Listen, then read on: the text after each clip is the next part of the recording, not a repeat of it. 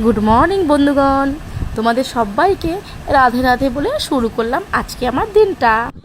এখন বাজে সকাল 5:30 আর আমার রোজের অভ্যাস সকাল সকাল ঘুম থেকে ওঠা। তোমরাও কি সকাল সকাল ঘুম থেকে ওঠা অভ্যাস করো নাকি? আর যদি না করে থাকো তাহলে কিন্তু তাড়াতাড়ি ঝটপট এই অভ্যাসটা করে ফেলো। সকালবেলায় ঘুম থেকে উঠে দেখছি ছাদে আমার গাছে অনেক ফুল ফুটেছে, তাই ভাবলাম গাছে আগে জল দিই। আর গাছে জল দিলে গাছের পাতাগুলো সুন্দর থাকে। তারপরে কিন্তু গাছে জল দিয়ে সোজা চলে আসলাম আমার ঠাকুর মঞ্চ, মানে তুলসী দেবীকে আমি জল দিয়ে পরিষ্কার করে ধুয়ে নিচ্ছি। আর হ্যাঁ, আজ তো বৃহস্পতিবার, তাই আগের থেকেই কিন্তু আমি ঠাকুরের বাসন মেজে রাখি, কারণ অনেকটা টেনশন হয়ে যায়, কারণ অনেক বাসন আমাকে মাজতে অনেক সময় লাগে। তাই আমি কি করি, বাসনটা আগে থেকেই মেজে পরিষ্কার করে রেখে দিই। তারপরে কিন্তু দেখো আমি সকালবেলা ঘুম থেকে উঠে বাসি কাপড় চোপড় ছেড়ে আমি ঠাকুর ঘরে ঢুকি। তারপর ঠাকুর ঘরটা আমি সুন্দর করে মুছে নিচ্ছি। আর বৃহস্পতিবার মানেই কিন্তু একটু পরিষ্কার পরিচ্ছন্নতা।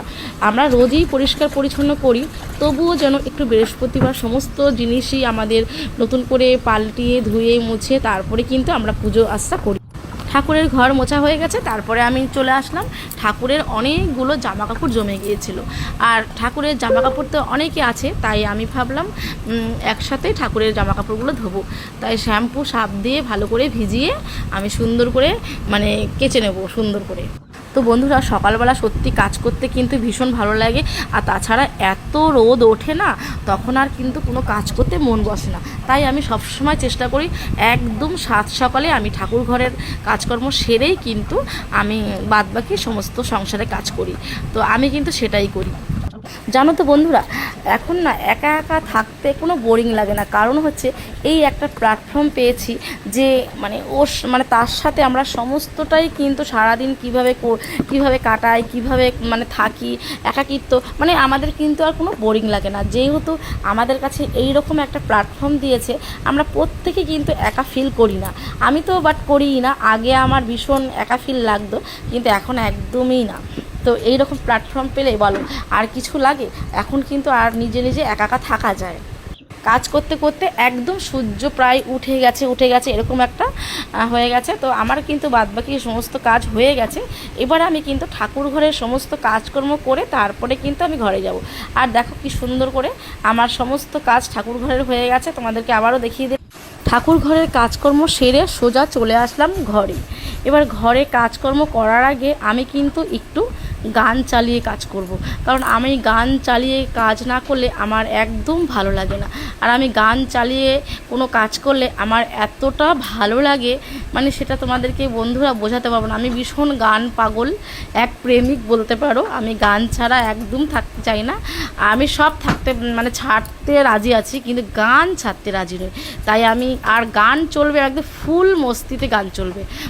আর গানটা আমি ভীষণ জোরে চালাই, যাতে বাইরের কোনো আওয়াজ যাতে আমার ঘরে না আসে। আমি এই রকমভাবে গান চালাই, আর আমি ওই রকমভাবে মাইন্ড রাখি। সাত সকালেও হোক আর দিনেই হোক আর রাতেই হোক, আমি গান জোরেই চালাই, কারণ আমি কারো কথা কানে নেই না, আর আমি কারো কথায় থাকি না। আমি আমার মতন করে সবসময় থাকি, এবং আমার মতন করেই আমি আমার লাইফ কাটাই আর কাটাতে ভালোবাসি। তো যাই হোক, গানটা জোরে চালিয়ে দিয়ে আমার কাজ চালু করে দিয়েছি। আর অনেক অনেক কাজ, সারাদিন যে এত কাজ থাকে বন্ধুরা, তোমাদেরকে কি বোঝাবো। এত কাজ সারাদিন, এই কাজ করতে করতেই দিনটা নষ্ট হয়ে যায়। যাই হোক, নষ্ট করি না, তার মধ্যেও নিজেকে অনেক কিছু দিয়ে বাঁচিয়ে রাখি। যেমন হচ্ছে আমি হাতের কাজ করি, ব্লাউজ করি, সালোয়ার করি, নাইটি বানাই, ইত্যাদি ইত্যাদি, এবং নিজের পরিচর্যা করে নিজেকে সুন্দর রাখি। যাই হোক, সমস্তটাই এই গানের মাধ্যমেই কিন্তু আমি আমাকে উপস্থাপনা করি। তা যাই হোক, তোমাদের সাথে কথা বলতে বলতে আমার দেখো সম্পূর্ণ কাজ কিন্তু একদম অলরেডি হয়ে গেছে। তো এখন আমি ব্রাশ করছি, ব্রাশ করে ভালো করে মুখটাকে ভালো করে একদম ফ্রেশ করে ধুয়ে স্নান করতে যাব সোজা। আর হ্যাঁ দেখো বন্ধুরা, তোমাদের সাথে কথা বলতে বলতে আমার কিন্তু স্নান করাও একদম রেডি, ঠিক আছে। তো আমি দেখো সুন্দর করে স্নান করে এখন একটু সাজুগুজু করে আমি যাব ঠাকুর ঘরে পুজো দিতে। আর আজ ভাবলাম আজ তো বৃহস্পতিবার, তাই ভাবলাম আজ একটু শাড়ি পরি, আর শাড়ির সাথে সাথে একটু পায়ে আলতা পরবো। তো ভাবলাম আজ বৃহস্পতিবার, একটু লক্ষ্মীবার, একটু লক্ষ্মী লক্ষ্মী না সাজলে কি হয়। আর আমি যখন ঠাকুর ঘরে পুজো দিতে যাই না, আমি ভীষণ সুন্দর করে একদম নিজেকে সুন্দর করে সাজিয়ে আমি ঠাকুর ঘরে ঢুকি, এটা আমার অভ্যাস। যাই হোক, ঠাকুর ঘরে চলে আসলাম পুজো দিতে। গাছে অনেক ফুল ফুটেছে, সেই ফুলগুলো একটু তুলে নিচ্ছি।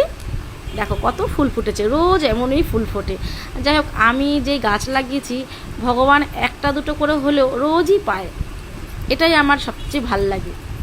তো যাই হোক, আমি পুজো দেওয়ার আগে সবসময় আমি সূর্য প্রণাম করি, এটা আমার অভ্যাস। সূর্য প্রণাম করে তারপরে আমি পুজোতে বসি। সূর্য প্রণাম করার পরে আমি আমার তুলসী দেবীকে জল নিবেদন করি, তারপরে আমি পুজোয় বসি। যাই হোক, আমি ঠাকুরটাকে আমার মা লক্ষ্মীকে দেখো সুন্দর করে আগের দিন আমি সুন্দর করে সাজিয়ে গুছিয়ে পরিষ্কার করে রেখেছি। আর এখন আমি মাকে সুন্দর করে জল দিয়ে আমি স্নান করিয়ে ভালো করে গামছাতে মুছে দিচ্ছি। তো দেখো বন্ধুরা, আমার মাকে দেখো, আমার মায়ের মুখটা আজকে একদম পুরো সোনার মতন চকচক করছে, মুখটা কত সুন্দর লাগছে না। আমি এইরকম করেই মাকে চান করাই, আর আমার ভালো লাগে। তো দেখো, মাকে এখন সুন্দর করে সাজিয়ে দেবো, সাজিয়ে আমি পুজো করব, তারপরে তোমাদেরকে দেখাচ্ছি। মাকে চান করার পরে কিন্তু আমি চলে গেলাম মহাদেবকে স্নান করাতে। আর বাবাকে, ভোলে বাবাকে গঙ্গা জল দিয়ে স্নান করিয়ে চন্দন দিয়ে আমি কিন্তু বেলপাতা অর্পণ করব, আর তারপরে তোমাদেরকে দেখাচ্ছি। তো দেখো, আমার পুজো কিন্তু অলরেডি একদম হয়ে গেছে। আর আমার ভগবানকে সাজানোটা কেমন হয়েছে তোমরা অবশ্যই দেখো, দেখে উপভোগ করো আমার ভগবানের দর্শন। আমার গুরুদেবকেও দেখো, আমি কিন্তু এইভাবেই পুজো দেই। আর যদি ভুল হয়ে থাকে ভগবান আমাকে ক্ষমা করবে, মানুষ মাত্রই ভুল হয়। আমি তো আর মানে বড় হয়ে যায়নি এখনও, আমি অনেকটাই, আমার এখনও জ্ঞান নেওয়ার বাকি আছে। তো যাই হোক, আমি আমার বুদ্ধিতে যতটা আর কি আমি পারি দিতে, সেরকমভাবেই পুজো আচ্ছা করি। আর আমার তো এমন না যে আমাকে কেউ জ্ঞান দেয় বা কেউ আমাকে বুদ্ধি দেয় যে সেই মতে আমি ভগবানকে পুজো দেব। আমার মতে যেরকমভাবে আমি পুজো দিই, আমি সেটাই ঠাকুরের সামনে আমি দেখাই। আর এটাই আমার বলার ছিল বন্ধুরা। কেমন লাগলো তোমরা অবশ্যই জানিও, ভুল হলেও বলে দিও, কমেন্ট করো। টাটা, দেখা হচ্ছে পরের ভিডিওতে তোমাদের সাথে। আর কেমন লাগলো অবশ্যই কমেন্ট করে জানাবে যে আজকের ভিডিওটা কেমন হয়েছে। এবার থেকে রোজই আমি এরকম কিছু না কিছু ব্লগ দেবো। টাটা।